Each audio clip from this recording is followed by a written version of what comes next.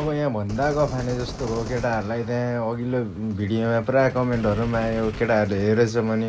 ल हेर मैले यहाँनिर गफानेको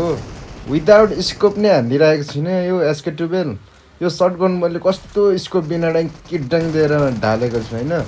बरु अरूमा होइन म गनमा यसो रेड डट सेट डट हाल्छु क्या